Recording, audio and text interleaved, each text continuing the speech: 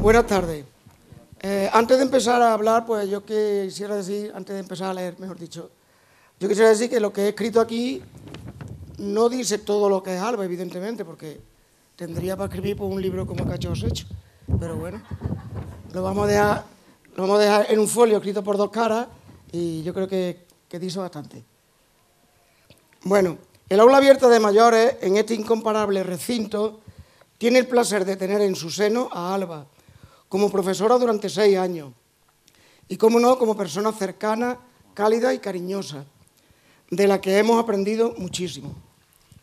Hablar de Alba, y quiero expresar el sentir de los componentes del aula, es decir, que ella es una persona que empatiza con quien la escucha y que se pone a su altura para que exista una mejor comunicación. Es hablar de sus claros ojos penetrantes, que a veces expresan timidez. Es ver los nervios a flor de piel cuando se dispone a disertar sobre la clase que ese día trae preparada. Es la eterna pregunta: ¿le gustará a los alumnos la clase hoy? Y al final, pues sí, le gustó. Alba, y después de esto hay más. Bendita la rama que al árbol o al tronco sale. Conocemos a los que te engendraron. A tus abuelos, vaya. Eduardo y Victoria, a Ramón y a Ana. He dicho conocemos porque hoy están aquí. ¿Quién me iba a decir a mí cuando estuvimos de excursión final de octavo en Mallorca que hoy iba a presentarte como doctora en biología por la Universidad de Granada, no más y nada menos? Con la que te dimos. Pues sí, nos hemos alegrado y nos alegramos de tus éxitos. Alba es de aquí, de Pedrera. Hizo la EGB y la ESO aquí también. El bachillerato en Estepa y la carrera en Granada. Ella es más que licenciada, es doctora en biología y actualmente trabaja en Málaga en el Hospital Civil. Para los que veáis la conferencia por televisión, decir que Alba es hija de Ramón de Galo y Nena y que tiene un hermano que se llama también Ramón, para que después no digan. Hoy, para no alargarme más, pues lo importante es ella nos va a instruir sobre los antibióticos. Te queremos, Alba. Un abrazo.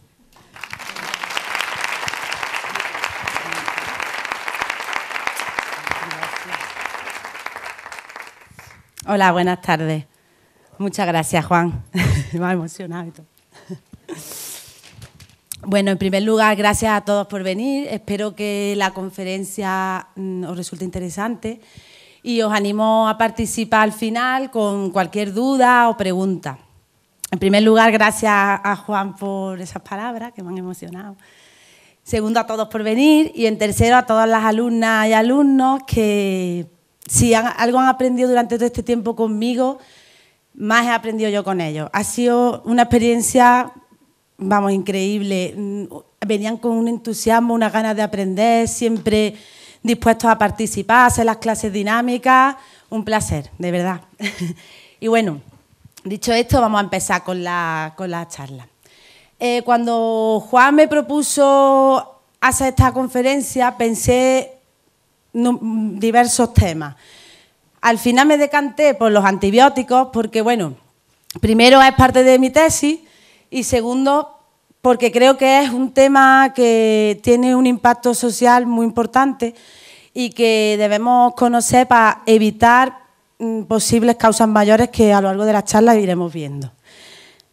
La he dividido en diferentes partes. Primero vamos a ver una pequeña introducción en la que se ve un poco de historia, la definición de antibióticos.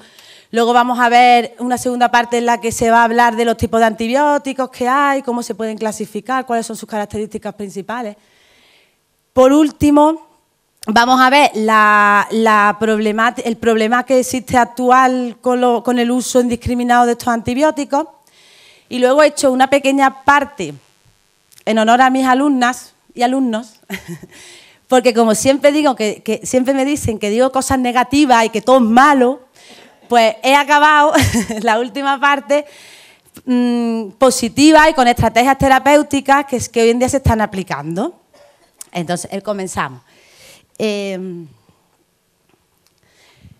Los seres vivos se dividen en 6 reinos. Por un lado tenemos el reino plantae, que son las plantas, el reino protista, que estarían aquí las algas, el reino fungi o hongos. Luego tendríamos el reino animalia, que es donde estamos nosotros, todos los animales. Existen otros 2 reinos, que son bacterias y arqueas. Estos 2 reinos se encuentran dentro de lo que son los organismos procariotas. Y el resto de reinos se sitúan dentro de organismos eucariotas. ¿Cuál es la diferencia entre los procariotas y los eucariotas? Muy sencilla. Los procariotas son organismos que están compuestos de una única célula y los eucariotas son organismos que están compuestos desde 2 hasta millones y trillones de células. Las bacterias, como hemos dicho, son procariotas, entonces son seres vivos unicelulares, tienen una única célula. Su reproducción es una reproducción por división celular, una reproducción muy sencilla, simplemente de una única célula, que es la que vemos aquí, por ejemplo. Cuando el hábitat es favorable, se divide en 2, y así sucesivamente. Son microscópicas, el ojo no son visibles a simple vista. Es necesario el uso de microscopios. Son capaces de vivir en cualquier hábitat, desde fuentes termales hasta lodo o aguas sulfatadas, sitios donde no existe oxígeno, donde sí hay, todos los hábitats. Y son organismos autónomos. ¿Cuáles son las características de las bacterias? Pues las bacterias se pueden dividir, dijéramos, dependiendo de su movilidad. Hay bacterias que tienen un flagelo, que es esta cosita que vemos aquí, que es como un apéndice, un hilito, que esto lo que les permite es que puedan moverse. Y luego hay otras bacterias que no son flageladas, o sea que no van a poder moverse. Existen bacterias que se clasifican por su nutrición, bacterias simbióticas y bacterias saprófitas. Los nombres son un poco rarillos, pero simbiótico viene a decir que son bacterias que son capaces de vivir en otro organismo, proporcionándole beneficios a ese organismo y el organismo también obteniendo beneficios de ellos, una simbiosis. Y luego estaría las saprófitas, que son bacterias que viven de los desechos de otros organismos. Tenemos también bacterias que se clasifican según cómo se tiñen, entre gram positivas y gram negativas, bacterias que tienen reproducción asexual, bacterias que se clasifican de acuerdo si viven en sitios con presencia de oxígeno, que son las aerobias, y bacterias que viven en ausencia de oxígeno, que serían las anaerobias. Luego existen también una clasificación dependiendo de la forma que tengan. Están las bacterias coco, las bacterias bacilos y las bacterias espirilos. Los cocos son bacterias circulares, los bacilos son ovalados y los espirilos en forma de coma. Muy bien. Se pueden dividir también como una división más simple como bacterias perjudiciales y bacterias beneficiosas. Dentro de las perjudiciales se consideran bacterias patógenas porque van a causar una enfermedad y bueno, como muchos sabréis, estarían, por ejemplo, el botulismo, que es que la produce la bacteria Clostridium botulinum, que el botulismo esto es una bacteria que crece sobre todo en conservas y eso cuando no se ha producido bien la esterilización de las conservas, la bacteria empieza a crecer de forma descontrolada y la persona que ingiere esas conservas desarrolla esta enfermedad. Ha sido un problema muy serio años atrás. Meningitis causada por Haemophilus influenzae, la neumonía típica de Mycoplasma pneumoniae, la sífilis, gonorrea, la famosa peste bubónica. Todo esto son bacterias patógenas o perjudiciales. Y luego también tenemos las bacterias beneficiosas, que son bacterias, por ejemplo, necesarias para llevar a cabo el ciclo del nitrógeno, que es esencial en suelos, para el desarrollo y la nutrición de plantas, bacterias simbióticas, lo que acabo de decir, son necesarias para muchos organismos, como por ejemplo el ser humano, bacterias que fermentan, gracias a las bacterias tenemos los quesos, los yogures, bacterias que se utilizan para producir antibióticos, también otros medicamentos, pero fundamentalmente antibióticos. Muy bien, pues los antibióticos... Uy, no sé qué pasa.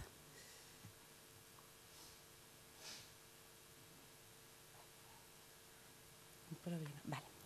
El primer efecto antibiótico surgió con Pasteur.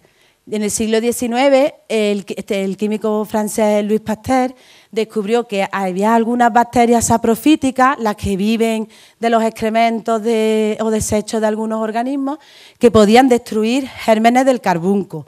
El carbunco es el famoso antrax que se ha hablado de cuando esta guerra biológica que creía que iba a ocurrir, que al final nunca ocurrió. Luego, Rudolf von Emmerich en 1900 fue capaz de aislar una sustancia en un tubo de ensayo que era capaz de matar las bacterias del cólera y la difteria.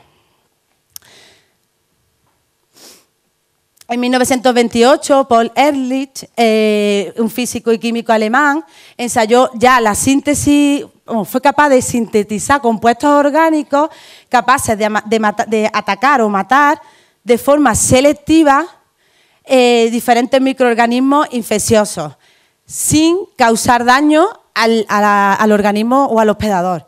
Es decir, sintetizó una sustancia que mataba una bacteria sin que le produjera ningún daño a la persona que tenía esa bacteria. Eso ya en 1928. Y llegamos al famoso Fleming, el padre de los antibióticos. Fue un médico bacteriólogo en el Hospital de St. Mary de Londres y lo que hizo fue básicamente, bueno, muchísimas cosas, pero dos fueron fundamentales. La primera y menos conocida fue en 1920, que encontró una sustancia llamada lisosima, que bueno, es secretada por diferentes disoluciones corporales y presenta mucha actividad antimicrobiana. Aunque no os suene, la lisosima es lo que tenemos en la saliva, en las lágrimas. Bacterias hay millones por todos lados, en el aire, en el agua, en todos sitios. Si no tuviéramos esta lisosima en las lágrimas o en la saliva, estaríamos contagiados de forma permanente. Gracias a esta lisosima, lo que hace la lisosima es matar a esas bacterias que entran en contacto con nuestro ojo o en nuestra boca. En la piel también tenemos. Luego, en 1928, descubrió la penicilina, la madre de todos los antibióticos. Hay un rumor que dice que estaba en el laboratorio trabajando y había quedado con la novia. Entonces se le olvidó la placa con la ventana abierta, la placa donde tenía las bacterias, con una ventana abierta. Cuando volvió al día siguiente, vio que esta es la foto, bueno, la real la tengo ahora en la siguiente diapositiva. Esto sería la bacteria y de repente empezó a crecer esta cosa aquí blanca y no sé si lo podéis ver, pero hay como un halo alrededor en el que no hay esta bacteria, ¿lo veis? Eso, así vio que esta cosa blanca, que en principio no sabía lo que era capaz de inhibir o de matar la bacteria que había alrededor, no dejaba que le creciera. Y dijo, ¿esto qué será? Pues lo aisló y se dio cuenta que era Penicillium notatum, la actual penicilina, viene de este hongo, ¿vale? Aquí podemos ver la foto original de él, de la placa que olvidó, abierta debajo de la ventana, ¿ves? Que alrededor del hongo no hay crecimiento bacteriano. Y esta es una foto actual.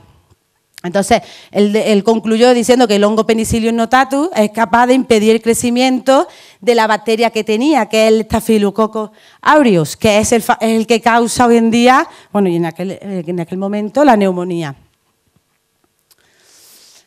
Para terminar, Chain y Florey fueron los que en 1940, o sea, Fleming descubre Penicillium o la penicilina en 1928, pero no fue hasta 1940 cuando ellos dos pensaron en usar este compuesto en humanos y descubrieron que no ejercía ningún efecto patógeno o perjudicial. Muy bien, pues ¿qué son los antibióticos, no? En principio, Wortmann dijo que los antibióticos era toda sustancia química derivada o producida por microorganismos que tienen la capacidad a pequeñas concentraciones bien de destruir la bacteria o de inhibir su desarrollo. Hoy en día esta definición está obsoleta. ¿Por qué? Bueno, esto fue en 1929. Entonces, hoy en día se ha cambiado la definición y se definen como sustancias elaboradas por microorganismos, concretamente hongos, bacterias y actinomicetos, que actuando sobre otros microorganismos son capaces de suprimir su crecimiento y multiplicación o provocar su destrucción. La diferencia entre las dos definiciones básicamente es que Wortmann no sabía todavía qué tipo de microorganismos eran capaces de producir estas sustancias. Hoy en día ya se sabe que son los hongos, las bacterias de las que hemos hablado y los actinomicetos. Concretamente, casi todos son de bacterias. Por eso la introducción de lo que era una bacteria y todo esto. Muy bien, todos sabemos que que los antibióticos se usan para una infección, ¿no? Eso es conocido. ¿Pero qué son las enfermedades infecciosas? Vale. Las enfermedades infecciosas se definen como una manifestación clínica de una infección provocada por un microorganismo. O sea, una infección puede ser provocada por bacterias, hongos, virus, protozoos o priones. Bacterias, hongos, virus, protozoos son los conocidos como gusanos, coloquialmente, o priones. En el caso de agentes patógenos de tamaño mayor, como los gusanos, en el caso de que la infección sea causada por protozoos, se le llama infestación. Entre las enfermedades infecciosas más importantes, he puesto aquí algunos ejemplos. Tendríamos, por ejemplo, las enfermedades transmitidas por contacto directo, como el tétano, gangrena, dermatomicosis, herpes, varicela. Algunas transmitidas por vía sexual, transmitidas a través del aire, transmitidas a través del agua o alimentos o transmitidas por animales. Si observáis, he puesto aquí de diferentes colores para que veamos cuáles las provoca un virus, que serían en azul, cuál es una bacteria, cuáles los protozoos y cuáles los hongos. Aquí tenemos que la gastroenteritis es bacteriana, la fiebre tifoidea es bacteriana, la tuberculosis es bacteriana, disentería ya no, sería por protozoos. Es importante conocer el foco, quién causa la infección, porque, como veremos más adelante, los antibióticos no siempre se usan para todas las infecciones. De hecho, sabemos que son agentes antiinfecciosos, pero un antibiótico o antimicrobiano solo se puede usar en el caso de que la infección sea bacteriana, nunca por un hongo o por un protozoo o un virus. Existen otros agentes infecciosos, existen los agentes antifúngicos, que esto sí sería para hongos, antirretrovirales o antivirales, que serían para virus, o antiparasitarios, que son los provocados por parásitos y helmintos, gusanos. Las características de los antibióticos son, básicamente, se pueden resumir en 5. Por un lado, tienen que ser específicos. La especificidad se refiere al espectro de actividad antimicrobiana, o sea, que sean capaces de unirse a lo que nosotros queremos que se una para destruirlo. No pueden destruir cualquier cosa, cualquier bacteria. Tienen que tener eficacia in vivo, quiere decir que nosotros podemos desarrollar un antibiótico en el laboratorio y ver que en la placa tiene efecto, pero luego cuando lo usamos en un ratón o en una persona, en experimentación animal o en seres humanos, no tenga efecto. O sea, tenemos que estar seguros de que tiene una eficacia in vivo. Tiene que ser una toxicidad selectiva. Esto lo que quiere decir es que no podemos... primero hay que intentar que no sea tóxico para el ser humano o para el animal, para el hospedador, para el organismo que tenga esa bacteria. O sea, que sea inocuo. si tuviera alguna toxicidad, que sea mínima. La cuarta característica de los antibióticos es que se tienen que distribuir de forma tisular, tienen que tener una buena distribución tisular.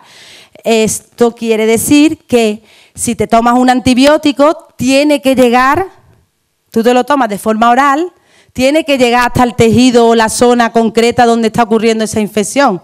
Y se tiene que eliminar de forma correcta. No podemos tener problemas a la hora de eliminarlo porque podemos tener bioacumulación, acumularlo y crear efectos tóxicos mayores que los que a priori había.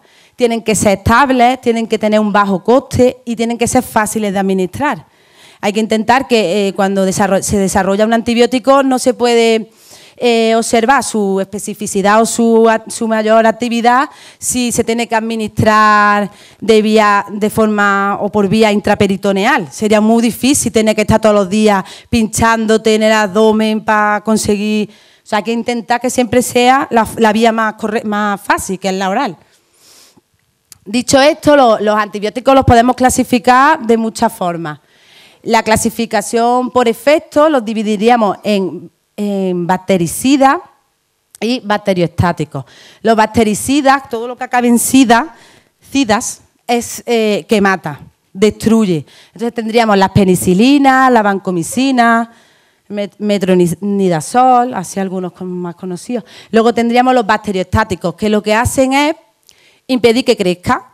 Las deja vivas las bacterias, pero no permite que empiecen a dividirse de forma descontrolada, que estarían por las tetraciclinas o sulfonamidas, algunas de ellas.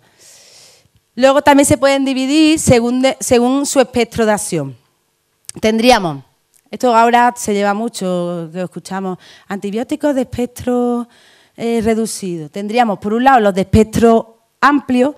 Estos antibióticos van a actuar en una gama muy grande de bacterias. Los de espectro limitado actúan sobre bacterias, menos bacterias, y los de reducido son los más específicos. Van hasta una clase o un sector muy pequeño, muy limitado de bacterias. Teóricamente, con el problema que hoy tenemos de la resistencia, que ya luego hablaremos de eso, estos serían los más indicados, los más adecuados, porque irían sobre una única bacteria, no sobre yo qué sé, 4 o 5 tipos de bacterias diferentes. Pero claro, bueno, luego si tenéis dudas, es interesante también, pero esto es muy difícil porque de partida tienes que saber, estar muy seguro el médico de qué tipo de infección tienes. Tú llegas con fiebre y vómitos y puede ser, esa manifestación clínica es de muchas infecciones. Entonces esto cada vez cuesta más, pero bueno, se está tendiendo a lo más adecuado. Luego tendríamos la clasificación por el origen, de dónde procedan. Ya hemos dicho que, hacemos aquí un parón, los antibióticos pueden venir de hongos, actinos, micetos o bacterias, pero solo matan bacterias. Entonces, claro, pueden tener origen bacteriano, micóticos que son de hongos, actinomicetes o ya esto es de este siglo, de hace 30 años aproximadamente, lo estamos sintetizando de forma artificial, ¿vale? Hacemos sintéticos. Se sabe la estructura y se crea, se produce en el laboratorio. También se pueden clasificar según el mecanismo de acción que tengan, que es lo que podrían hacer. Esto lo voy a pasar un poquito por encima porque ahora vamos a ver mejor un vídeo. Pueden inhibir, esta es la bacteria, entonces el antibiótico lo que puede hacer es llegar aquí, a esta pared de la bacteria y romperla. Al romperla se rompe la bacteria, sale todo y se muere. Pueden en esta primera pared, pueden actuar sobre la segunda de la misma forma, pueden actuar dentro de la bacteria en su ARN y los deja sin poder desarrollarse, pueden también inhibir algunas enzimas que son necesarias para su crecimiento, como es el ácido fólico. Pueden también inhibir la síntesis de ácidos nucleicos, que hace lo mismo, dejarlos sin forma de poder dividirse y reproducirse. También se clasifican según la estructura química. Tenemos betalactámicos como la amoxicilina, aminoglucósidos, quinolona, antituberculosos. Esto, dependiendo de la forma de la estructura química que tengan, se los clasifican de una forma u otra. Tenemos que los antibióticos, la resistencia, la palabra famosa, el problema actual, ¿no? Resistencia a antibióticos. Muy bien, ¿qué pasa? Tenemos que hay bacterias que pueden ser sensibles a un antibiótico. ¿Esto qué quiere decir? Que cuando se encuentra con el antibiótico se inhibe o se muere. Es sensible. Pero de repente, en los últimos años, hemos encontrado que existen bacterias resistentes. ¿Eso qué quiere decir? Que esta vez el antibiótico y es como si no hubiera nada. Está a gusto. No, el antibiótico vamos, la bacteria no se ve afectada por la presencia del antibiótico. ¿Cómo surge la resistencia? Este concepto es un poco complicado y más porque faltan algunos detalles que hay que ir investigando. Pero bueno, es un proceso. La resistencia es un concepto evolutivo. De repente tenemos aquí una bacteria. Por azar, por coincidencia, por errores que se cometen en su división no ocurre de forma normal y hay una mutación. Mutan. ¿Qué pasa? Cuando ha mutado la bacteria, puede coger varios caminos. Puede coger un camino que ha mutado la bacteria, pero esa mutación en el medio en el que está no es favorable. ¿Y qué pasa? Que la bacteria que ha mutado se muere y sigue la bacteria normal. Ahí no habría ninguna resistencia y el antibiótico funcionaría porque la bacteria de la que partíamos, aunque ha ocurrido una mutación, esa mutación no se ha producido a lo largo de la evolución, no se ha ido desarrollando, sino que se ha cortado porque no era favorable. Luego podemos tener otros dos casos en los que la bacteria original, por azar, hay una mutación al dividirse y ocurre que, bien, esa mutación es favorable. Imaginaros, pues poner un ejemplo. Tenemos una bacteria que vive en el agua de mar. Entonces, obtiene una mutación que es capaz de coger la sal y producir más compuestos para ella vivir mejor, ¿no? Nos imaginamos. Pues esa mutación se va a favorecer a lo largo de la evolución de la bacteria y esas bacterias que tienen la mutación van a vivir mejor y van a desaparecer las que no lo tienen. Entonces, la bacteria original ya no existe y tendríamos una bacteria nueva. Eso por un lado. Por otro lado, puede ocurrir que haya una mutación y nosotros estemos tomando antibióticos y esa mutación hace que el antibiótico no sea efectivo. Pues, ¿qué va a pasar? Que el antibiótico va a matar a las bacterias que no tienen la mutación y las que sí la tienen, que pueden vivir con el antibiótico, van a crecer y van a dividirse y reproducirse y a vivir estupendamente mejor solas que con las otras. Entonces tendríamos una bacteria diferente a la original y resistente a ese antibiótico que estábamos tomando. Hoy en día se le llaman bacterias superresistentes porque es que ha habido un uso tan indiscriminado de esos antibióticos que tenemos bacterias que ya no es que sean resistentes a un único antibiótico, sino que son a todos, al de origen micótico, bacteriano, a cualquier antibiótico. Existen tres tipos de resistencia. Una resistencia natural, que es la que, bien, lo que hemos dicho, ocurre esa mutación y el microorganismo, la bacteria, no tiene el sitio o la molécula donde tiene que actuar el antibiótico y sigue creciendo y no hay problema. Existe una resistencia adquirida, que es que inicialmente es sensible, pero a lo largo del tiempo los organismos que forman ese tipo de bacterias pierden sensibilidad por el contacto con el antibiótico. De tanto encontrarse con el antibiótico, dijéramos que no se sabe cómo, desarrollan una capacidad de combatir el antibiótico haciéndose resistentes. Y luego existe una resistencia cruzada, que es que las bacterias pueden unirse, una bacteria resistente con una sensible, y la resistente tiene la capacidad de pasarle la sustancia que la hace resistente. Es una cosa sorprendente. Se unen, están tan tranquilas y de repente se pegan, se fusionan las membranas y le pasa la sustancia que les hace resistentes a la otra.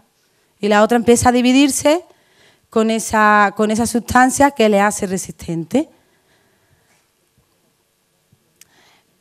¿Cuáles serían los mecanismos de resistencia más importantes? Pues tendríamos los que se producen enzimas que destruyen el antibiótico, ¿vale? Como los estafilococos, que son capaces de producir beta-lactamasas, que es una enzima que rompe todos los antibióticos lactámicos. Cambian su permeabilidad. De repente, si el antibiótico tiene que entrar dentro de la bacteria, ellas hacen que no pueda entrar. Cambian la permeabilidad de su pared, entonces el antibiótico se encuentra con una barrera y no puede entrar.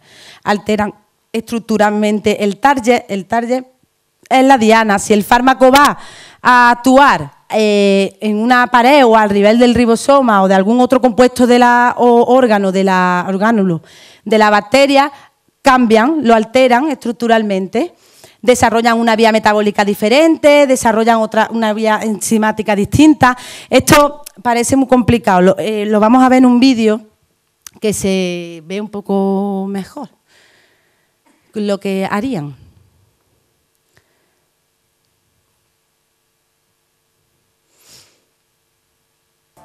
Para resistir a un antibiótico, una bacteria puede, en primer lugar, cambiar de apariencia. El medicamento concebido para reconocer una puerta de entrada específica se pierde entonces, dejando a la bacteria tranquila.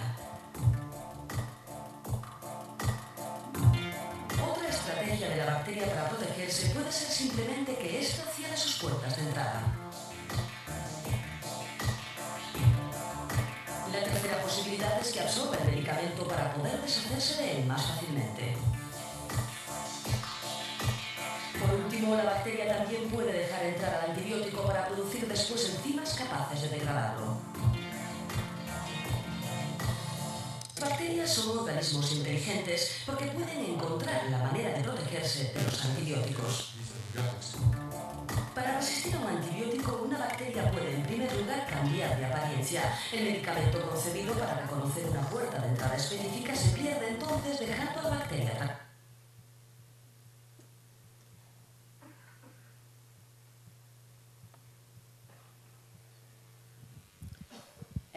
Esto es así un resumen, un visual de lo que hemos hablado aquí. Producen enzimas que lo destruyen, alteran su estructura, su ruta metabólica. Bueno, ¿cuál es la situación a nivel europeo de la resistencia a antibióticos? Muy bien, tenemos en este primer gráfico he presentado el consumo de antibióticos, la dosis diaria, ¿vale?, por cada 1000 habitantes. España, si la Unión Europea se encuentra en una media de 22, 23, España más o menos está dentro de la media. En este otro gráfico, 22, 23, serían miligramos, ¿vale?, miligramos diarios por cada 1000 habitantes. Aquí en el gráfico de la derecha se representa en color azul y azul más clarito los países con menos menos dosis diarias de antibióticos, y los en tono rojo los que toman más cantidad. Es un poco curioso que el sur tomamos más antibióticos que el norte. Entonces, cuando lo vi por primera vez, pensé, es que tenemos menos conocimiento. porque hay menos conocimiento, hay menos formación, menos conocimiento, o es que fijaros, de hecho en el siguiente mapa, en el siguiente diagrama, vemos el cambio, o sea, el aumento de brotes de bacterias que son resistentes desde el 2013 al 2015. Hemos pasado de brotes de una dispersión regional media, allá un problema, y vuelve a ocurrir un poco, bueno, ahora se une Francia, pero vuelve a ocurrir un poco que también es el sur, el que está, de hecho Italia, toda esta parte, ya es un problema casi endémico. Aquí hay pocos antibióticos que sean capaces de actuar. Encontré una encuesta que se hizo a la población general en Europa y la pregunta era: ¿ha tomado antibióticos en los últimos 12 meses? El mapa refleja, ¿vale?, que entre España, concretamente, nos encontraríamos, o sea, el 50%, casi del 50 al 100, que ha tomado antibióticos en los últimos 12 meses. Y volvemos a ver casi la misma dinámica. El sur un poco, vamos, con una toma más alta que el resto del norte de Europa. De hecho, está entre el 0 y el 30%, países como Suecia y Finlandia. Bueno, Finlandia del 30 al 40%, ¿vale? Alemania. Otra pregunta que hacía la encuesta es muy curiosa, porque dice: indique si le parecen verdaderas o falsas las siguientes afirmaciones. Los antibióticos matan los virus. Los antibióticos son efectivos contra el resfriado común y la gripe. El uso innecesario de antibióticos los hace inefectivos. Los antibióticos tienen frecuentemente efectos indeseables, tales como la diarrea. Algunas de las 4 afirmaciones, muchos de vosotros las tendréis muy claras, pero mira lo que ocurrió. En España, o sea, teníamos que, si le parecen verdaderas o falsas, que las 4 fueran correctas, ¿vale? Solo acertamos el 20%, del 20 al 31% de la población acertó si eran verdaderas o falsas esas 4 preguntas. Un 20% de la población.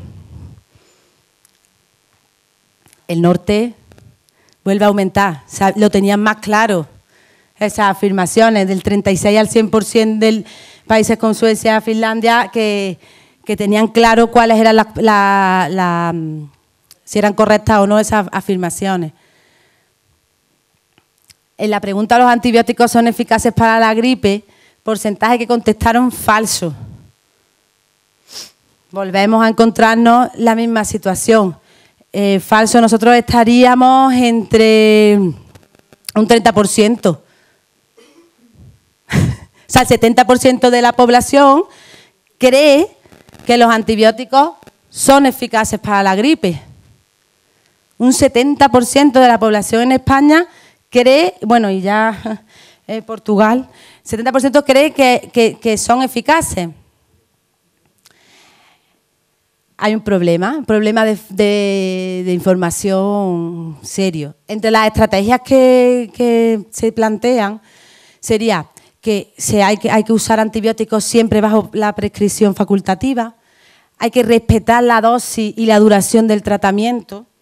Quien no ha dejado de tomar a mitad porque ya estaba bien. Eso es súper importante, terminar los tratamientos, porque aunque creamos que estamos bien, ya no tenemos infección, las bacterias no las hemos eliminado si no nos tomamos la dosis y la cantidad y los días, todo que nos dice el médico. Porque quedan bacterias que se siguen creciendo y generan resistencia. ¿Vale? No hacer acopio, hay que intentar evitar tener ahí almacenados antibióticos. Hay que mejorar la información sobre el uso y las consecuencias que tienen los antibióticos. Mitos y bulos de los antibióticos en la población general es que curan cualquier infección, que previenen complicaciones, que son seguros y baratos. Ahora veremos que no es así. Bueno, que curan cualquier infección ya está claro, pero que previenen complicaciones que son seguros y baratos, no. Entre los médicos hay una tendencia a prescribir a un paciente más, no importa. Eso también genera resistencia. Porque una vez que hemos acabado con el foco de infección, con la bacteria en concreto, seguir tomando antibióticos genera que la poca bacteria o otras bacterias que haya puedan generar, a través de mutaciones, resistencia a ese antibiótico y, por tanto, deje de funcionar.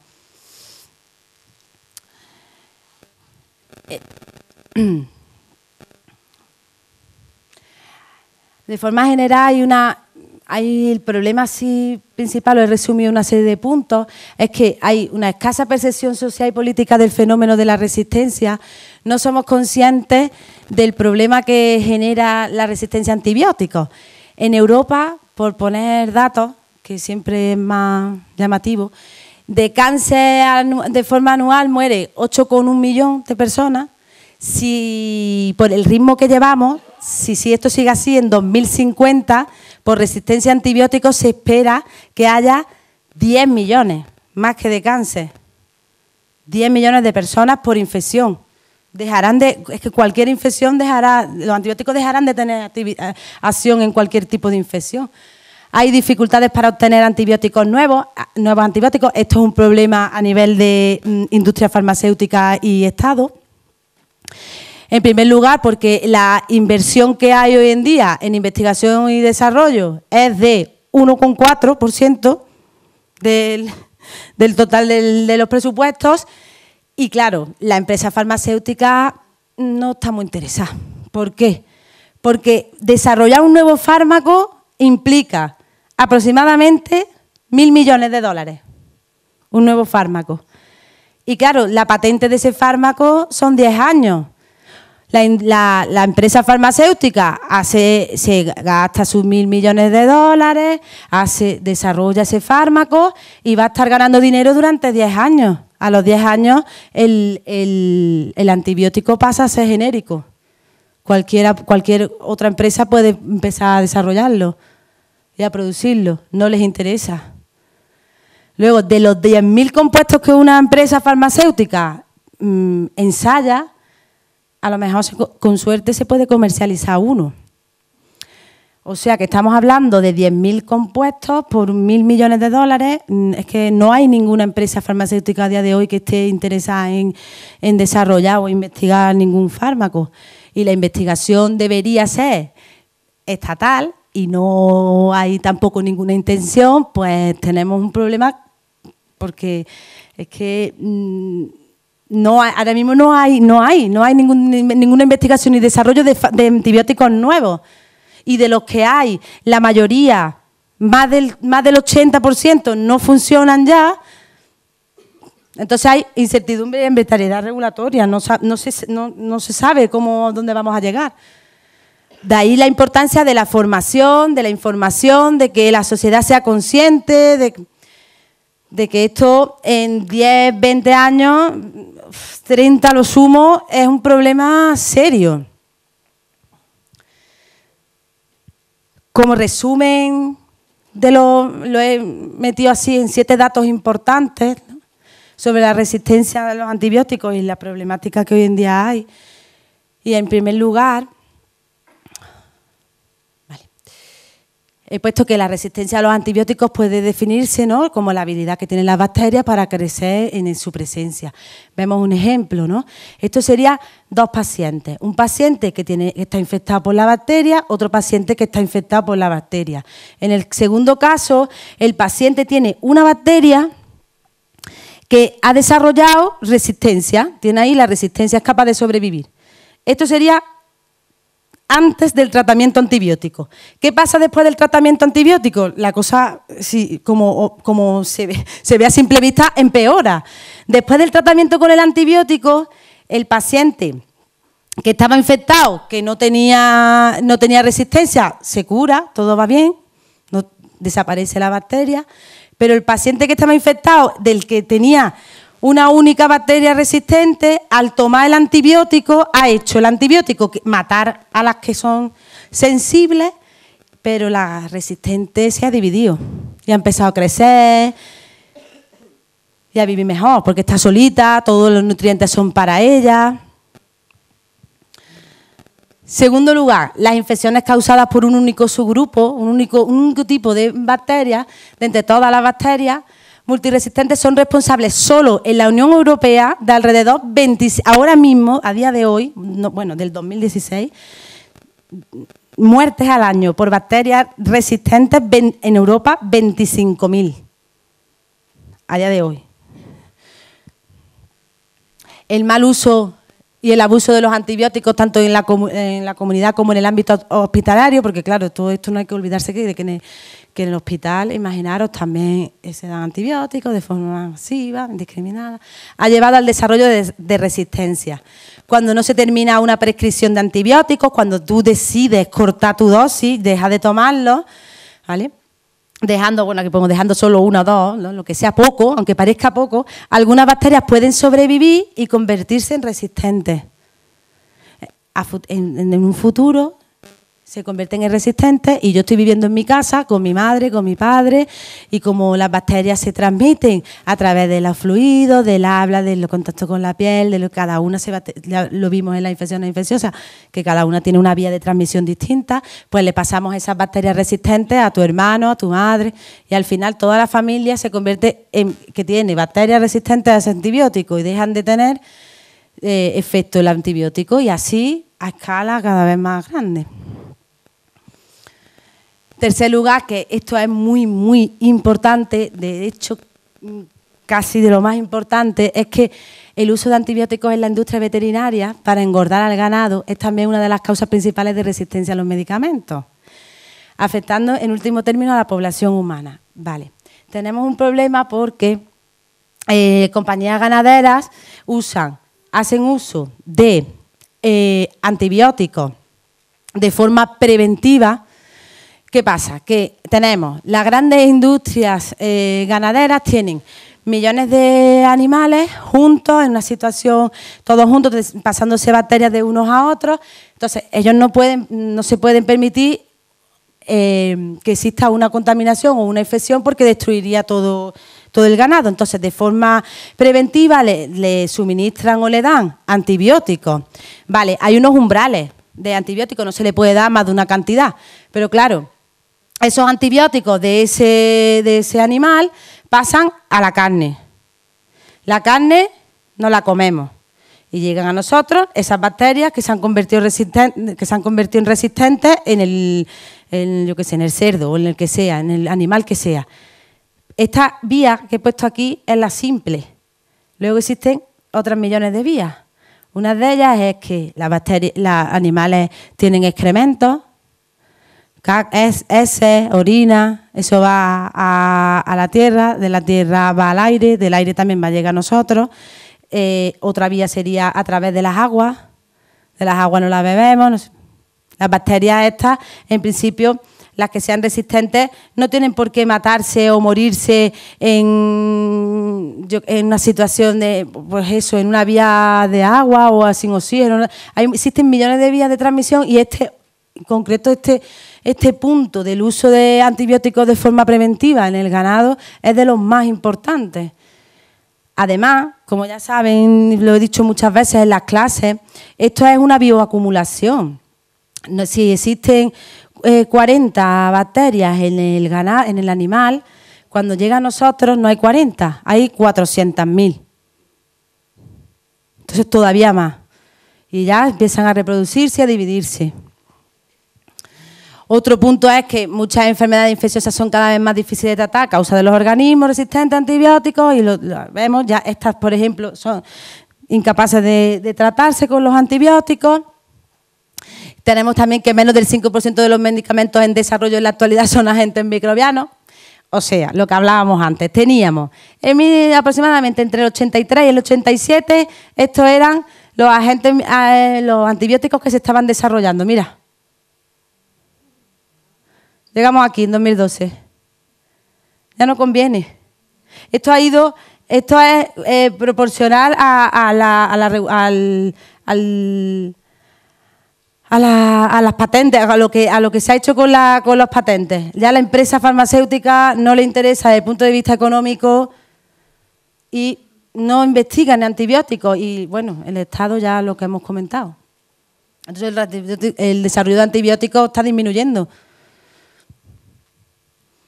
La resistencia a antibióticos es una pandemia que solo puede ser atajada mediante esfuerzos conjuntos y la implicación de todos los agentes afectados. Es algo que tenemos que tener en conocimiento todos y es la única forma de que esto se acabe y se solucione pronto, además, porque cada vez surgen más casos de resistencia, de alergia a antibióticos.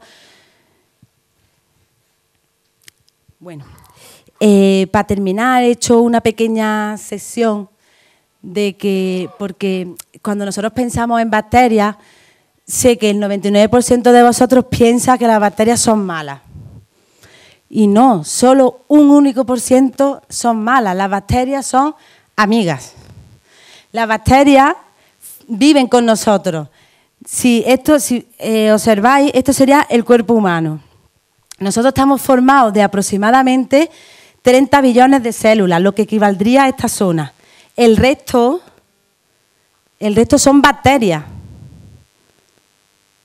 A todas estas bacterias se les llama que son desde 100 billones a 10 trillones de bacterias tenemos en el cuerpo.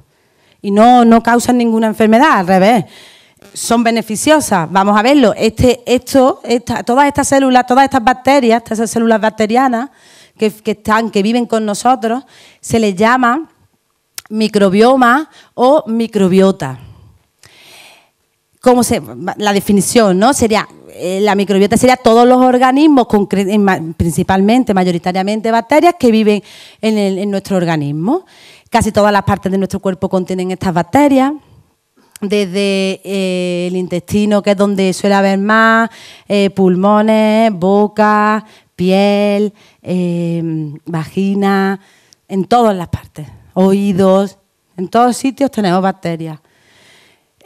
Particularmente abundantes son en la piel y en el sistema digestivo. De hecho, si observáis, o sea, son microscópicas. Pues si las juntáramos todas las que tenemos, se cree que pueden llegar a pesar 1 kilo, de una persona de 70 kilos aproximadamente. Existen 2 tipos de consorcios, dos organizaciones que están intentando descifrar cuáles son todas las bacterias que nosotros tenemos, cómo se llaman y cuáles son todas. Uno es un consorcio independiente que describe el microbioma humano a partir de los datos de 300 voluntarios de todo el mundo, y luego está el MetaHit, que es europeo y también tiene unos 400, no llega a 400 voluntarios. Se cogen muestras de intestino, boca, oídos, piel, saliva, de todos sitios, y se están intentando secuenciar y descifrar cuáles son todas esas bacterias. ¿Por qué es importante y hoy en día se le está dando tanto bombo a esto de la microbiota, ¿no? De hecho, creemos que de aquí a unos años va a ser el nuevo órgano. Igual que el sistema digestivo, ¿no? Pues la microbiota va a ser el nuevo órgano. La microbiota se ha visto que está implicada en numerosas funciones. Por ejemplo, es capaz de inhibir otros patógenos, previniendo infecciones, producen moléculas necesarias para nuestro organismo. Esta que es súper importante y es que son inmunomoduladoras, aumentan el sistema inmune. Son buenas para nuestro sistema inmunológico y por tanto para prevenir patógenos, para prevenir infecciones, mejoran la asimilación, están relacionadas con la obesidad. Ahora voy a poner un experimento que se está haciendo a día de hoy muy interesante. Sintetizan vitaminas, son necesarias. Nosotros las bacterias que tenemos en el intestino, por ejemplo, son necesarias para que nosotros absorbamos las vitaminas. Si nosotros no las tuviéramos, no absorberíamos vitamina K o algunas otras. Regulan el tracto gastrointestinal. El estreñimiento previene. De hecho, un estreñimiento es que hay un desequilibrio en nuestros bichitos que viven, nuestras bacterias que viven en el intestino. ¿Vale? Nos ayudan a llevar procesos de detoxificación, ¿vale? Prevención de alergias, producen los famosos antioxidantes. Y aquí llegamos a los famosos probióticos. Los probióticos se definen como organismos microorganismos, bacterias principalmente, que si se ingieren en cantidades adecuadas le confieren beneficios a la persona que lo ingiere, al hospedador. Los probióticos son principalmente bacterias. ¿Dónde viven? Viven en nuestro intestino, se introducen en el intestino y ahí llevan a cabo diferentes funciones. Una es producen vitaminas, otra es que reducen el colesterol y los triglicéridos, otra es que estimulan el sistema inmune, son capaces de aumentar nuestras defensas, atrapan moléculas tóxicas, aumentan los antioxidantes. El intestino tiene la superficie que tiene, ¿no? Está en la superficie del intestino. Si nosotros estamos ingiriendo probióticos y los probióticos se pegan en las paredes de nuestro intestino, cuando llegue otra bacteria que quiera pegarse en esas paredes, no va a poder pegarse en esas paredes, porque nosotros hemos ingerido probióticos suficientes para no dejar hueco en esa pared. Entonces, eso es un mecanismo por el cual inhiben las bacterias patógenas. Aquí pongo probióticos y antibióticos. Hay una lucha ahí entre probióticos y antibióticos. No hay lucha, cada uno hace una cosa. El probiótico tiene carácter, aunque los dos vienen de bacterias, el probiótico tiene un carácter preventivo. Es que nosotros tenemos que acostumbrarnos de forma rutinaria a ingerir probióticos. ¿Dónde están esos probióticos? ¿De dónde proceden? Pues la mayoría proceden de lácteos fermentados, de quesos, de yogures, de leche materna. De la leche materna, de hecho, es uno de los probióticos más importantes que hoy en día se usa más, que es el más usado, de los más usados para aumentar el sistema inmunológico, es el Lactobacillus coriniformis, que procede de leche materna humana. Pues eso, los probióticos tienen carácter preventivo y los antibióticos tienen carácter curativo. El antibiótico hay que tomárnoslo cuando tengamos la infección, no antes ni después, justo en el momento. Y el probiótico podemos tomar de forma, de hecho es aconsejable tomarlo de forma rutinaria, tomando muchos productos lácteos, quesos, yogures, todo eso. Aquí he puesto algunos recortes de artículos científicos que, actuales, este es 2012, pero 2017, súper actuales, en los que se usa la microbiota como estrategia terapéutica. ¿Qué es lo que hacen? Esto suena un poco mal, pero es trasplante fecal. Nuestro organismo tiene en el intestino la mayor cantidad de bacterias que hay. Y se piensa que de toda la vida hemos visto que existen, por ejemplo, gente que come mucho y no engorda, gente que nunca se pone mala. Entonces, los investigadores de este ámbito pensaron, a ver si tiene que ver esta microbiota que hay en el intestino con eso, porque ahí es donde se asimilan los nutrientes, donde se digieren, donde se asimilan. Entonces se pensó, ¿qué vamos a hacer? Pues vamos a coger, por ejemplo, este es un recorte de un estudio de hace unos meses. Dijeron, vamos a probar y vamos a coger un individuo obeso y un individuo delgado. Vamos a cogerle heces al individuo gordo y al individuo delgado. Se los vamos a dar a 2 ratones normales. 2 ratones que no tienen ni obesidad ni normales. ¿Qué es lo que pasa? Que cuando le damos esas heces donde van esas bacterias del intestino de esa persona, el ratón incrementa el peso, se convierte en obeso. Y las heces que proceden del individuo sano, al tomarlas el ratón, sigue delgado. Entonces, es una estrategia. Aquí he puesto el ejemplo de la obesidad, pero, por ejemplo, con la enfermedad inflamatoria intestinal, la famosa colitis ulcerosa, el cáncer de colon, todo esto, hoy en día es lo que se está haciendo. Se están cogiendo heces donde están esas bacterias que, en principio, no te causan bueno, el tema de la obesidad no es solamente por las bacterias, hay un acúmulo de factores que están implicados, pero es una forma de actuar contra eso. Si se consigue esto, dar de forma, si se consigue saber cuáles son esas bacterias que diferencian a la persona delgada de la gorda o a la persona con colitis de la que no tiene colitis, si se consigue eso es una diana, una estrategia terapéutica y somos capaces de, con un compuesto que en principio no debe generar ningún problema, curar la enfermedad. Muy interesante. Otra cosa beneficiosa de las bacterias es que son las que hoy en día producen la insulina humana. Gracias a estas bacterias, se ha cogido una bacteria, se ha metido en la bacteria el gen de la producción de insulina en humanos y en una placa somos capaces de producir insulina para millones de personas. Sí, además sin parar, porque como la bacteria tiene una división sencilla, simplemente se divide. Al dividirse cada vez más bacterias, cada vez más insulina. Hoy en día es la insulina que usan los diabéticos. Las producen ellas, que a nivel de industria, ¿qué más? Pues gracias a las bacterias tenemos los exquisitos quesos de todos tipos, los yogures, tenemos el plástico.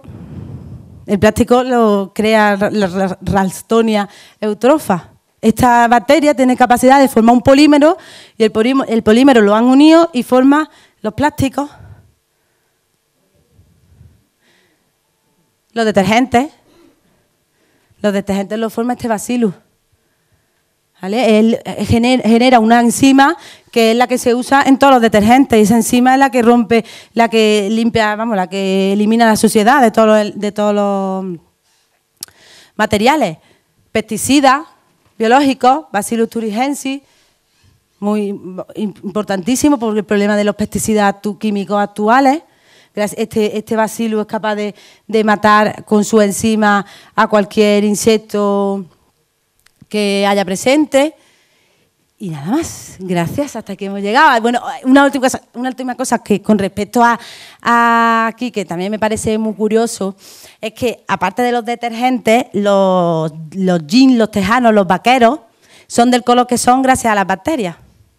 El color, la tinción de los vaqueros también la produce una bacteria. O sea, que las bacterias son nuestras amigas. Solo el 1% de las bacterias causan enfermedad. Y gracias a las bacterias tenemos antibióticos, tenemos todo lo que os he dicho. Y no sé, no va, pero si os animáis a alguna pregunta, sugerencia... Gracias.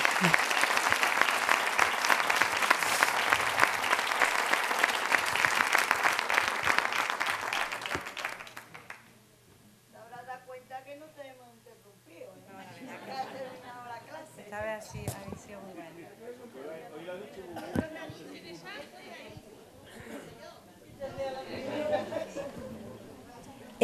Como así, no sé, por hacer un... Hemos hablado de que los antibióticos se los producen las bacterias, los pueden producir los hongos, los actinomycetos. Y cuando he empezado a hablar de los seres vivos, no sé si os habéis dado cuenta, no he metido a los virus. No son seres vivos. No están incluidos. Los antibióticos, es importante que sepamos que no actúan sobre ningún virus. Los virus son cosa aparte. Cuando tenemos una infección vírica o es una cosa muy grave que hay que dar antivirales o antirretrovirales, o el virus es paracetamol, agua y a dormir, hasta que el sistema inmunológico propio de cada individuo combata esa infección. Nunca hay que usar antibióticos. Para eso es que la mayoría de las resistencias han venido de eso, del desconocimiento, del creer que una infección es causada por bacteria cuando es por virus, y de la industria veterinaria, que lo usa de forma preventiva.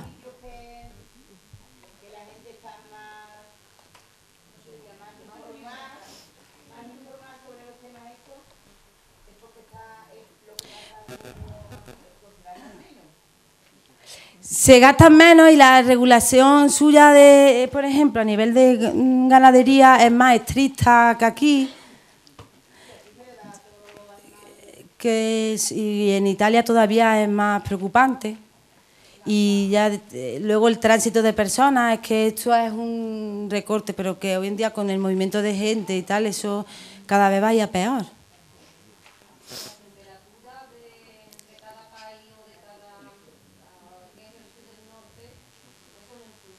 No, porque las bacterias pueden vivir desde 100 grados a -8. Depende de las características de cada una.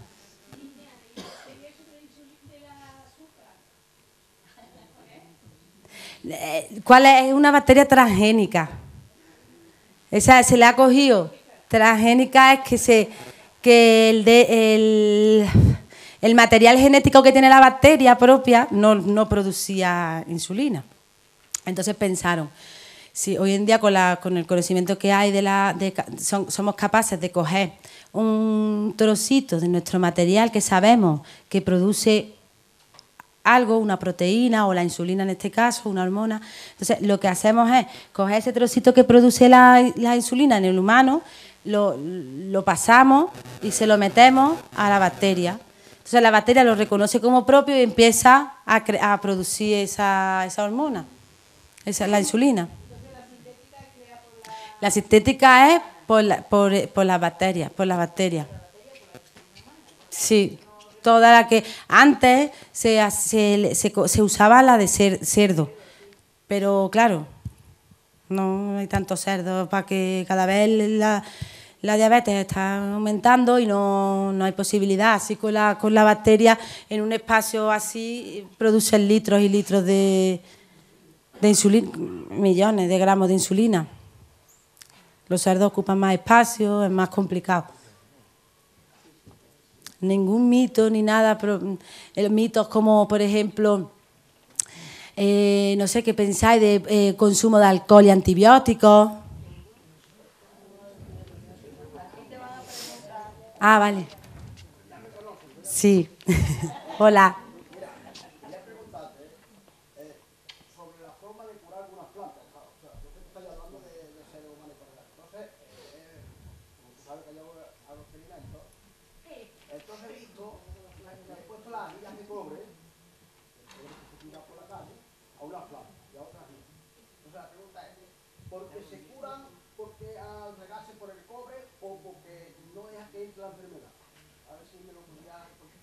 Puede ser las dos cosas. Puede ser que la enfermedad o el patógeno que estés combatiendo no crezca en medio con cobre, en presencia de cobre, y puede ser también que al poner cobre en ese medio, el medio sea rico en cobre y crezcan otras bacterias que inhiban el crecimiento del patógeno, de la bacteria mala. ¿El por qué?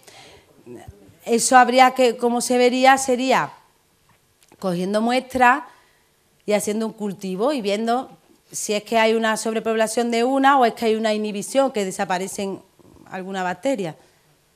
Así puede ser las dos vías. ¿El por qué a una planta la afecta y a otra no le sirve? También puede ser. Hay algunas plantas que se curan con eso y otras que no. Y otras que le sale la misma enfermedad. Y le sale esa enfermedad. Yo no sé si es la misma enfermedad o no, si es la araña roja o el cáncer de la planta. Es que no viven el mismo tiempo. Bueno, es que las plantas son también como los seres humanos. Ya. No, quiero decir que puede ser que a una persona o a una planta, una cosa le funcione y luego hay un 1%, un 2% que el mismo tratamiento no tenga ningún efecto, pero tendría que ir a verlo, a ver. Un día. Hola.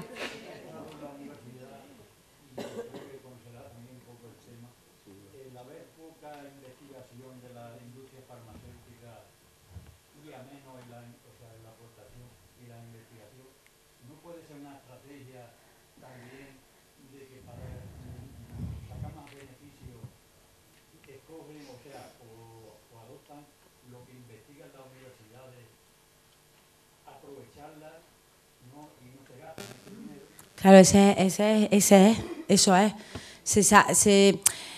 Ahora está de moda los cocineros que trabajan, ¿no? Sin los becarios estos que no tienen sueldo, ¿no? Pero en la universidad un 70% trabaja por el amor a la ciencia. Entonces la universidad sigue investigando.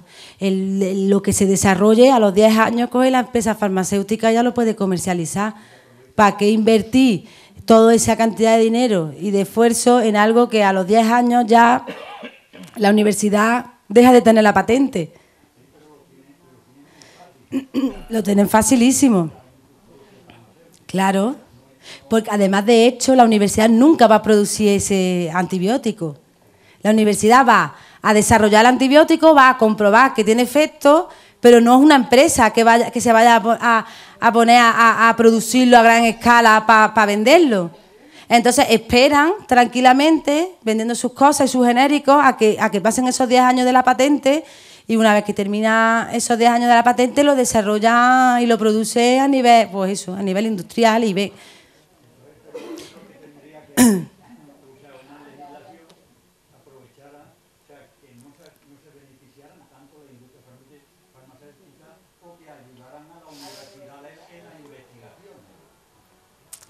Tendría... Sí, de primera mano. Es decir, en el departamento en el que estaba de farmacología era muy común, pero que hubiese un poco de inversión privada, porque sabía, pero nada, una inversión para tener a una persona cobrando 400 euros, para que desarrollaran eso, porque ellos sabían que la universidad, primero, no se mete, es muy raro que se meta en todo el papeleo que es desarrollar la patente y formalizar la patente. Y en cuanto invierten un poco, saben que enseguida si sale algo es para ellos. Entonces ahora hay unos nuevos organismos que son spin-off, que es como empresa, es como si fuese una empresa de la universidad. Claro, pero se ha intentado desarrollar y que eso funcione mejor, pero no termina de arrancar. Cada vez es que hay poco, necesitan dinero para la primera inversión, los proyectos no llegan, los investigadores en la universidad no tienen dinero para esa inversión inicial. Entonces creo que en Granada, por ejemplo, creo que son 3 o 4 spin-offs pequeñitas y no terminan de arrancar, porque es que el profesor, la persona, el doctor o lo que sea que quiera hacer eso tiene que invertir. Y si no tiene proyectos que le viene del Estado, ¿cómo invierte? O sea, han hecho eso como para decir existe esto que es un puente de unión entre la universidad, la industria y la sociedad, pero realmente es falso. Porque no termina de arrancar, porque no hay inversión en eso. No necesita realmente esa pasarela. Directamente que se invierta en investigación, que se facilite las patentes para el Estado, para la universidad, y que eso continúe así, ya está. Es la única forma, aumentar el dinero que se invierte en investigación y desarrollo en el Estado.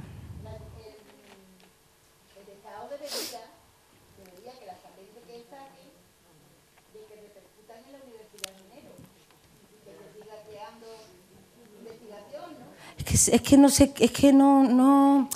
se patenta nada en la facultad, en la universidad. Es que no se llega a patentar. Ese es el problema.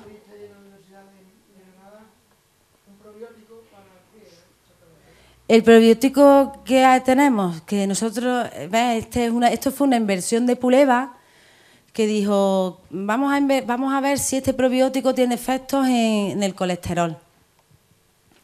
Entonces se probó el colesterol, ese probiótico se probó durante 2 años y vimos que en ratones tenía efecto.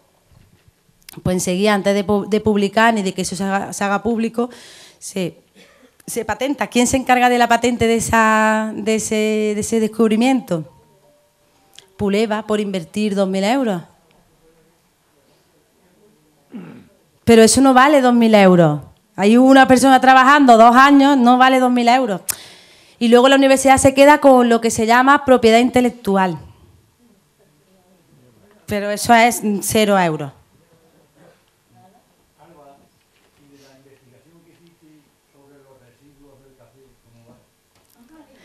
Son materias también que a veces para... Eso está... Es que cuando hay poco dinero se priorizan las cosas. Y ahora mismo el medio ambiente está un poco... Está bastante atrás. No es prioridad alta. Entonces está ahí estancado. Era un antioxidante. Y luego otras bacterias que eran capaces de degradar los desechos de olivo. Muy interesante, pero el pechín, el perujo, todo esto, pero eso está ahí, eso se paró ya hace año y medio y no ha vuelto a... Vamos, está parado. Ahí se quedó. Dime. Has mencionado los organismos transgénicos. ¿Qué hay de verdad en la última? Parece que hay unas últimas investigaciones que dicen que por la ingestión de productos transgénicos también se desarrolla resistencia a los antibióticos. ¿Qué hay de verdad en eso?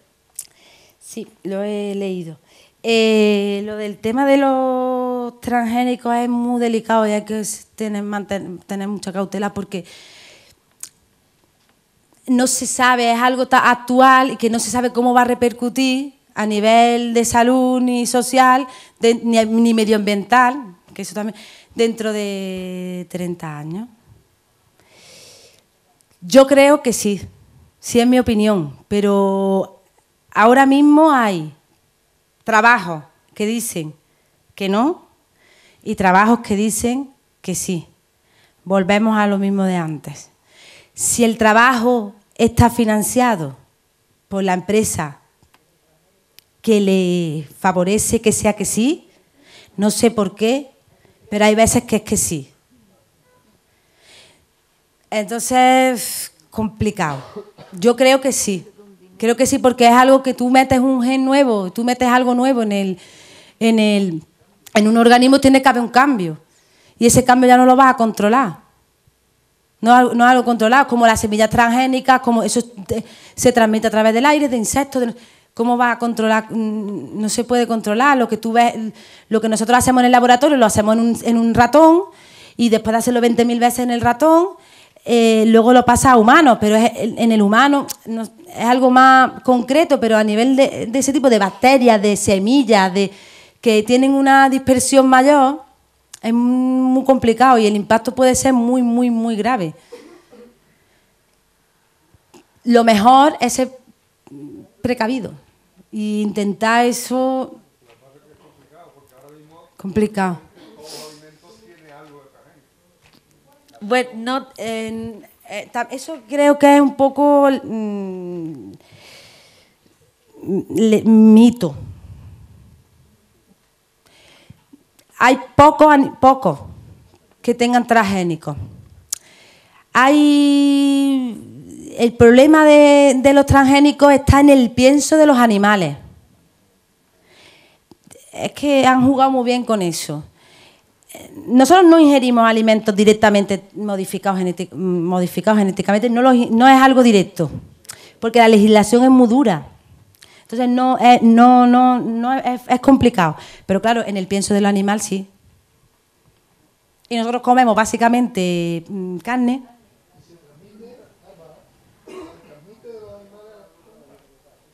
Sí, eso es epigenética, es una parte de la biología. Se transmite y es capaz de modificar tu propio ADN y de crear mutaciones en ti. Por todos los animales. Ya mis alumnos y alumnas lo saben, he hablado muchas veces de esto, pero todo se transmite. La historia del azulillo me gusta mucho porque se conoce muy bien. Se le echaba azulillo, ¿no?, a las patatas, el polvillo Eso se prohibió el año que nací, en 1983. Pues hace 3 años, no, 2013, 4. En 2013 se hizo un estudio de placenta de embarazada y la edad de las embarazadas iba desde, porque el profesor estaba estudiando el impacto que tenía tener con el cáncer de mama una relación entre tener niños jóvenes y el desarrollo del cáncer de mama. Entonces cogía a mujeres embarazadas, la placenta de mujeres embarazadas de entre 18 y 23 años. O sea, esas niñas no han vivido con el azulillo. Pues las cantidades de este compuesto que encontraron en la placenta fueron impresionantes. ¿De dónde viene eso? Pues es muy fácil. Eso viene de que tú lo has ingerido, tú le has dado de leche materna de tu pecho a tu hija y tu hija ha tenido un hijo y ha ido a su placenta. Y de su placenta va al bebé. Y del bebé, así, exponencial. Y metales pesados, la materia no se crea ni se destruye, se transforma, entonces no puede desaparecer. Cualquier cambio que tú hagas a nivel de genética en una bacteria va a repercutir en la forma de vivir esa bacteria, en lo que produzca, en lo que no produzca, y eso tiene que verse reflejado en algún cambio. Y se va a transmitir. ¿Problema? Sí. Porque es larga. Porque claro, tú dices, yo tengo una teoría y digo, yo creo, esto de lo que es muy curioso, ¿no? de los obesos. Eso es alguien que dijo, ¿por qué este que está tan delgado come tanto y yo, no? Dice, a ver si es porque tiene otra flora intestinal o microbiota, que es lo mismo. Y a ver si es por eso. Entonces tú empiezas y no sale y luego continúa y ese ensayo, ese en concreto, son aproximadamente entre citar a los pacientes que cumplan los requisitos, que no los cumplan, que le sacan las heces, que no las sacan, que los prueban en unos ratones, que no los prueban en otros ratones, te estoy hablando a lo mejor de 2 años, por tirar por la baja. Y ahora todos los reactivos que tú utilizas y el personal y el aparato. Es que yo uso reactivos, por ejemplo, para diferenciar de una bacteria a otra, se secuencia su material genético, su ADN, se mira la diferencia entre un material y otro, y a lo mejor para 10 animales necesito 5 o 6 mil euros. Para 10 animales. Y con 10 animales no te salen diferencias, no hay estadísticas, entonces tienes que aumentar. Y a lo mejor estamos hablando de proyectos de 1 millón de euros. Y eso para que salga bien. Luego te puedes tirar todo eso, gastar todo eso y que tu hipótesis que tú tenías no sea la correcta. O sea, salga que es falsa. Es como un dinero invertido sin conocer si va a obtener su fruto. Investigación. Vamos a ver, pero si esto se investigara y fuera sin sería una panacea, porque con tanta obesidad que hay en el mundo, esto sería estupendo. Claro. Sí, imagínate obesidad o el cáncer de colon.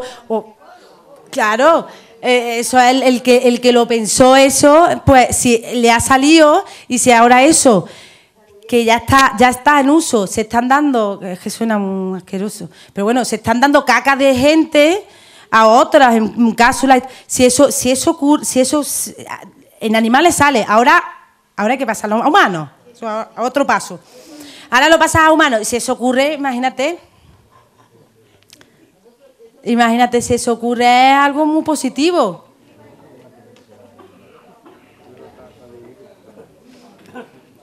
Uy.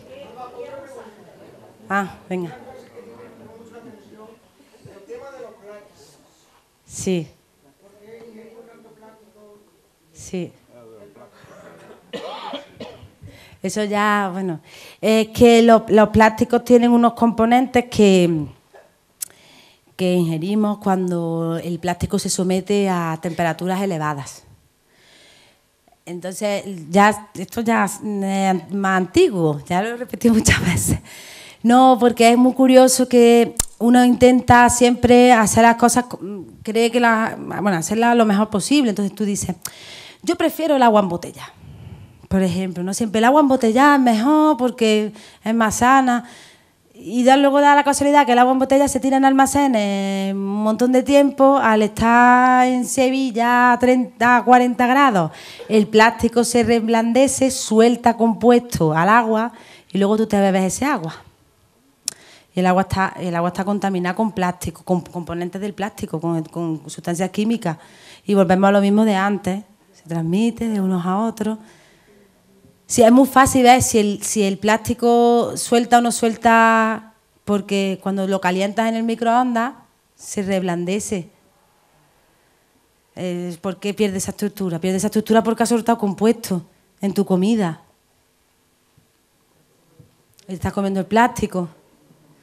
Y es lo mismo de antes. Ahora la transmisión por la vía materna, parenteral, pues se lo transmite a tu hijo. O le estás dando agua al niño, al bebé, embotellada, que es mejor, pues mejor unas piedras. Se terminan echando y ya está, pero el plástico es que encima se acumula. Que es verdad, ¿no? Dime, Merche. Realmente ya en los últimos años no abusamos. El problema está en que no cumplimos lo que nos dicen. Vamos, yo lo he hecho una vez. Lo confieso. Y creo que de aquí casi todo el mundo. Que se ha visto bien y le han mandado 10 días, porque ese es otro problema, que te mandan más de la cuenta. Le han mandado 10 días y tú después de los 7 días dices, yo ya estoy bien. Hay que tomarse lo que te manda y que te lo manden la dosis y la cantidad correcta.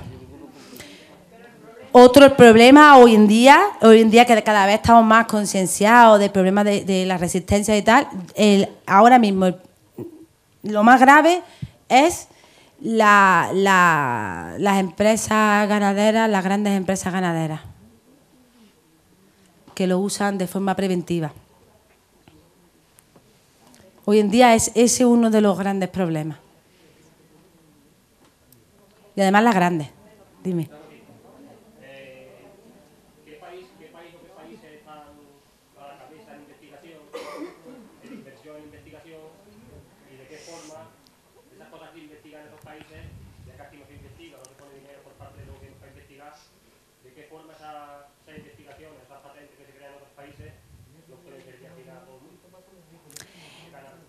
De Europa, Alemania y Reino Unido están a la cabeza, y a nivel mundial Estados Unidos. Canadá también está ahí. ¿Cómo repercute eso? Pues eso repercute en que todas las vacunas que compramos nos cuestan el triple. Cuando nosotros hemos tenido aquí, hasta que cambiaron el gobierno recientemente estatal, hubo cambio de partido hace unos años, teníamos casi ya funcionando centros de células madre, un centro de vacunas, se cerró. Eso a nivel de sanidad, de biomedicina. Ya se te va a nivel de ambiental, pues de tener que pagar por a empresas, eso es que es más de empresas que de tanto estatal. Los insecticidas, los pesticidas, todo esto va más por la empresa que a nivel estatal, porque lo que te digo, siempre hay prioridades y va más a lo que impacta más en la sociedad, que es la salud, cuando realmente el medio ambiente también debería importarnos.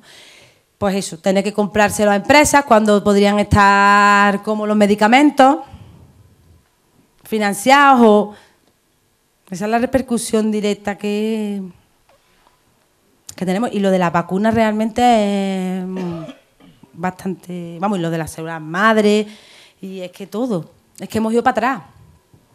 Es que hoy en día estamos peor que en los 80. En España no se puede competir ahora mismo con casi ningún país de la Unión Europea.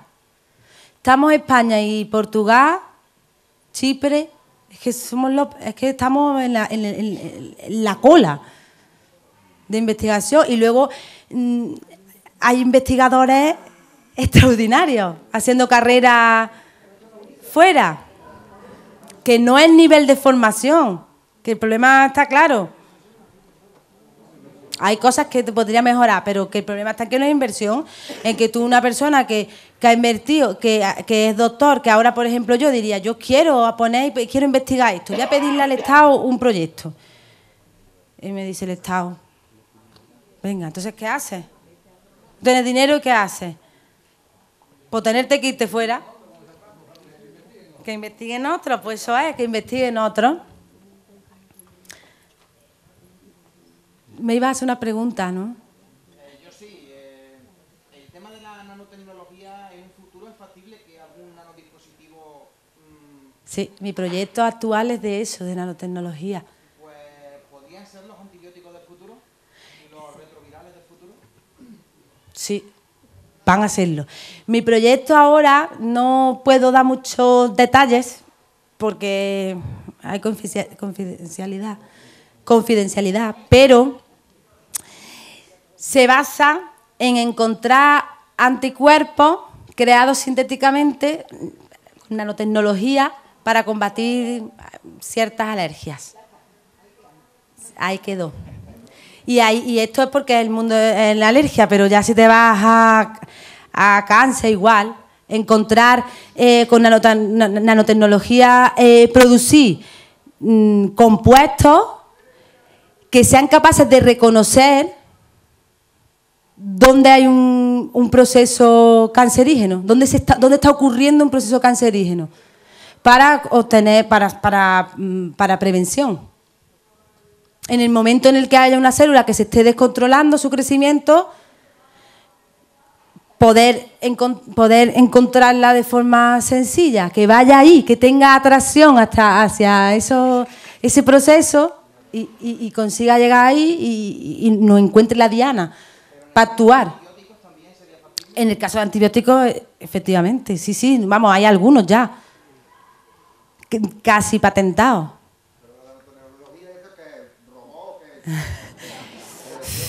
Nano. Eso es tecnología en dimensión a nivel molecular. Robot, no. Es utilizar tecnología, pues, por ejemplo, capaz de sintetizar un antibiótico. El antibiótico es una estructura pequeña, pues capaz de sintetizarlo a nivel molecular, de compuestos. Chiquitita, no es un robot. Es un compuesto chiquitito. A nivel molecular, es sintetizar productos a nivel molecular. Es que... Mira, si una célula, si nosotros nos vemos, el año que viene tenéis que apuntar a la escuela. Si no tenéis 50. Si una célula, imaginaros, que si una célula mide 5, pues desarrolla cosas que midan 0,000005. Una célula no la vemos, ¿no? Y mide 5. Pues eso es desarrollar cosas a nivel de 0,00000005. Vaya explicación. Es complicado. Es tecnología molecular. Ya está. ¿Alguna pregunta más? Gracias.